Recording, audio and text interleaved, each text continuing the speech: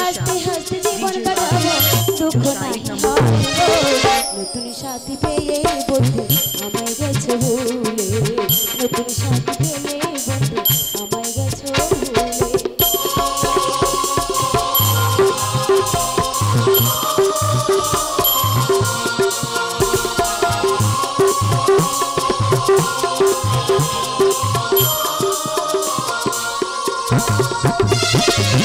যদি শুনি আমি কষ্টে আছো তুমি ফিরে এসো আগের মতো ভালোবাসবো আমি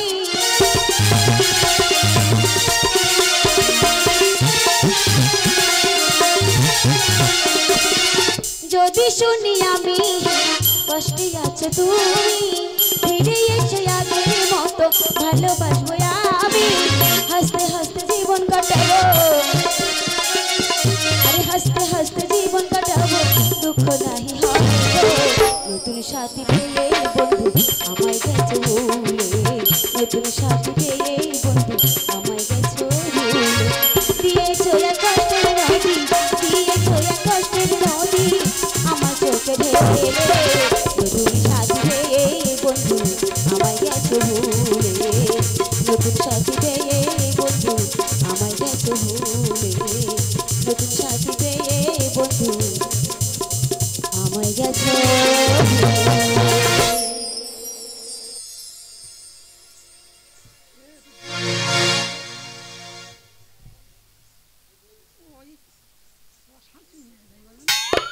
বাবা গো পিতা আমার একটা কাজ দিয়েছে দেবতাদের বসন কাজ কাজ আমার জীবনটা শেষ কোমরটা গেল বেঁকে না না আমি আর দেরি করব না এই মুহূর্তে দেবতাদের বসন খেয়েছে ফিরে যাব নিজ গৃহে মাসিমা কি কে মা তুই আমাকে মাসিমা মাসিমা ডাকছিস মাসিমা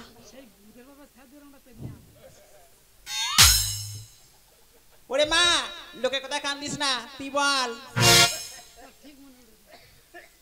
আমার মৃত সময় প্রাণ তুমি ফিরিয়ে দাও মাসিমা ওরে মা আমি নিত্য মারি নিত্য বাঁচাই কেমন করে বাঁচাবো বল বাসি মরার প্রাণ আমি এসব জানি না মাসিমা আমার মৃত সময় প্রাণ তুমি ফিরিয়ে দাও মাসিমা ওরে মা ওখানে ক্ষণকাল বিলম্ব আমি দেবতাদের বসন খেয়েছি নিয়ে যাব আমার গৃহে তোর মাসিমা দেবতাদের বসন গাচ্ছ আমার একটা বসন দাও না আমি ধৌত করব কাঁচা পরিষ্কার হলি দেবতা দেবী অভিশাপ কাঁচা যদি খারাপ হয় তুমি আবার কেচে নেবে বেশ মা ধর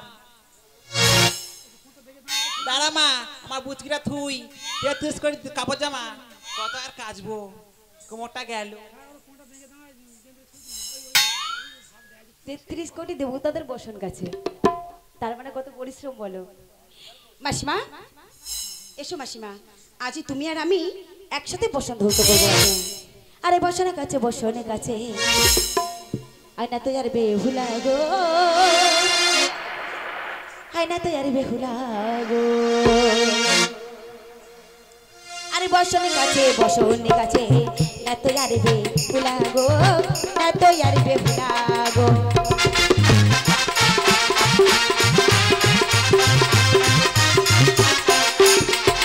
আরে বেহুলা ধনী বসনের কাছে শুধু গঙ্গা জলে গো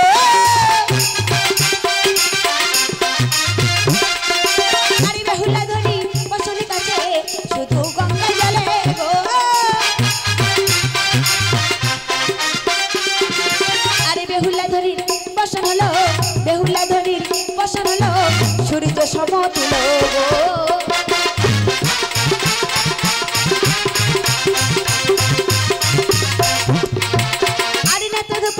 বসনের কাছে আরে আরো জলে গো আরে না তো পানি বসনের কাছে আরে আরো জলে গো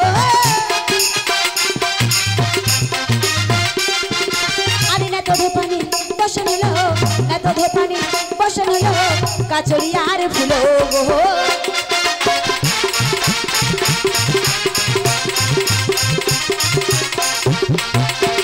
বসনে কাঁচা সঙ্গ করে বসনে মেলে দিল গো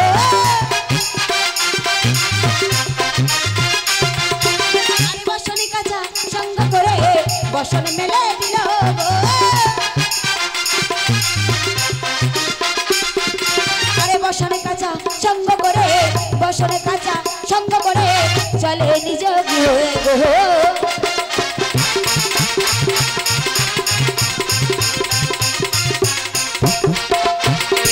মাসিমা আমার বসন্ত তো হয়ে গেছে মাসিমা। দে মা আমার খাচ্ছি।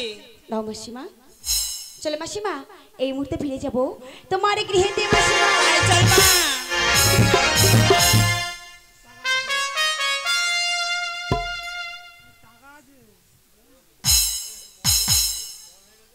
বসন কাজের জন্য এই বসন কাজের জন্য যে দাসী আছে তার 50 টাকা পুরস্কার করে আরো বসন কাজও আর একটা গান করে করে বসন কাজবে।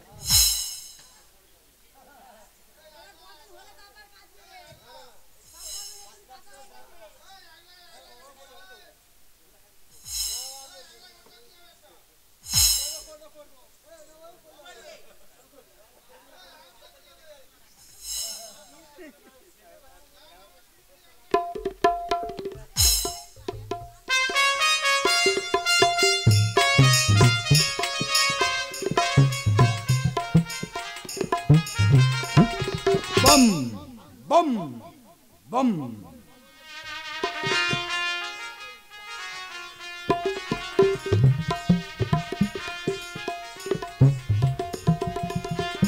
পিতা আমার প্রণাম তুমি গ্রহণ করো পিতা। आशीर्वाद करी तुम्हार मनोवांछा पूर्ण। এই নাও পিতা তোমার বসন।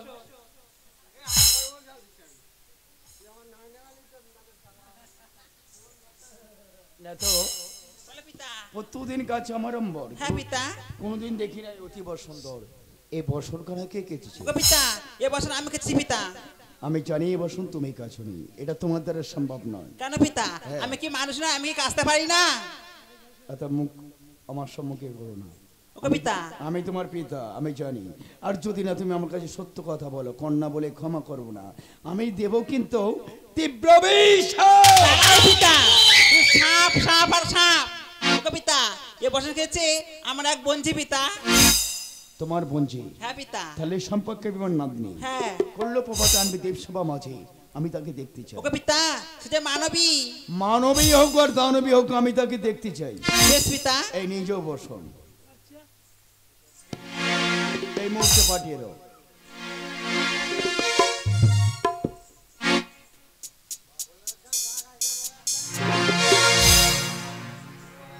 প্রণাম হই দাদু। আশীর্বাদ করি তোমার মনোবাঞ্ছা পূর্ণ। দিদি ভাই মন মেজাজ খুব খারাপ, ভালো নয়। বলছি আমার ভিন্দিরা নন্দীরা পাগলা করে দিচ্ছে ওরা প্রসাদ খাওয়ার জন্য। তুমি একটু নৃত্য গীত করো তো, যদি সন্তুষ্ট করতে পারো তুমি যা চাইবে অম্লান বদনে দান করবে। বেশ দাদু ভাই, তাই হবে দাদু ভাই।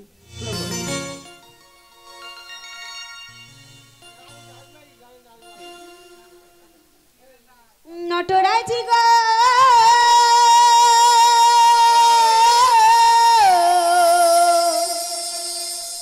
বম বম বম।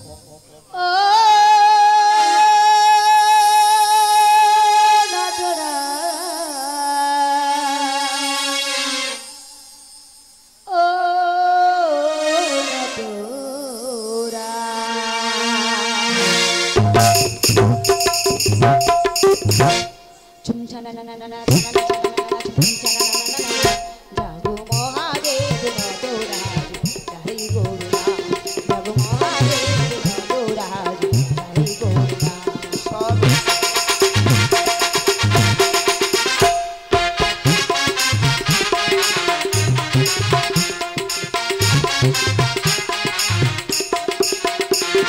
তুমি তো দয়াময়, তুমি তো ফিরালে, তবে কেন বলে আজ আমাকে কাঁদালে?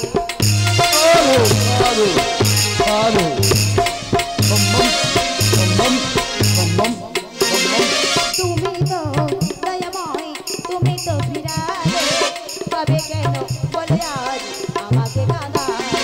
অসহায় হয়ে আজ এসেছি দুয়ারে, ফিরে প্রভু গো আমারে, যাকে ভালোবাসি তাকে কেউ না গো রে, দেখো না আমাকে তুমি অভাগী সাধু সাধু প্রাণ ফিরে, তুমি তো মহান।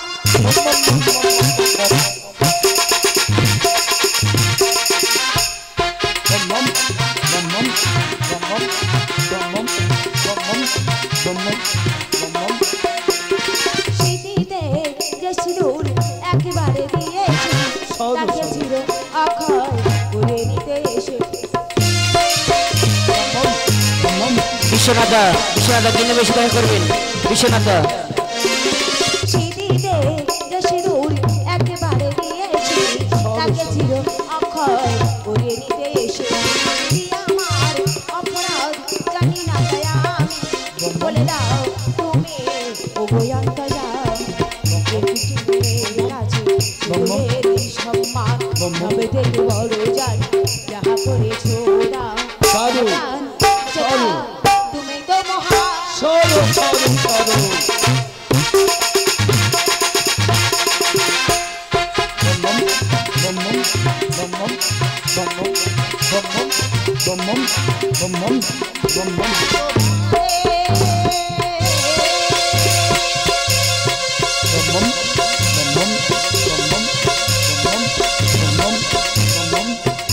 জাগো দুর্গা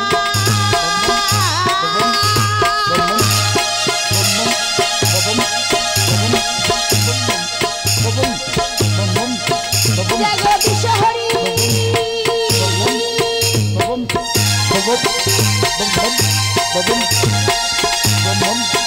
জাগো মায়া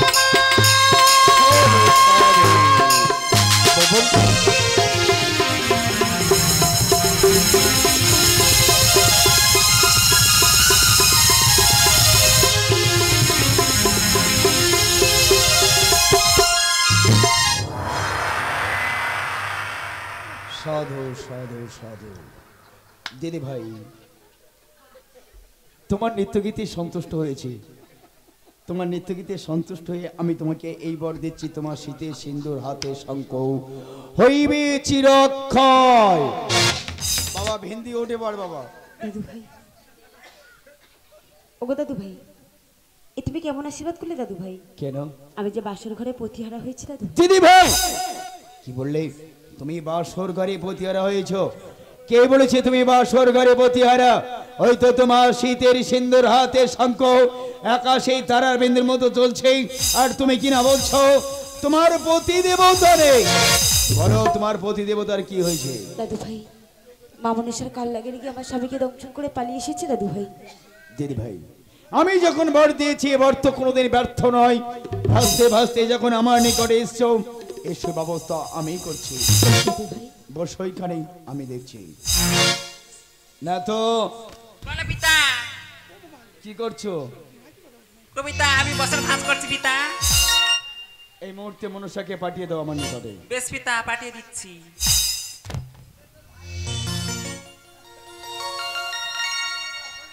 ভিন্দে কি হয়েছে বাবা? ওখানে গোড়া ঠিক আছে, সব হবে। তার জন্য বাবা মাকে আমি প্রণাম করছি। ঠিক আছে বাবা, ঠিক আছে বাবা, যাও বাবা যাও। এই বলে বলা গানটা আরেকবার করতে হবে। আচ্ছা ঠিক আছে, ঠিক আছে, হবে বাবা, এই নৃত্যগীতটা আরেকবার করতে হবে। সব হবে, সব হবে, অপেক্ষা করো।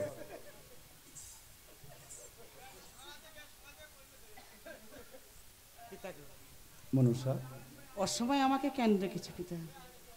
আশীর্বাদ করি তোমার মনোবাঞ্ছা পূর্ণ হোক। বসো সোনার সিংহাসনে।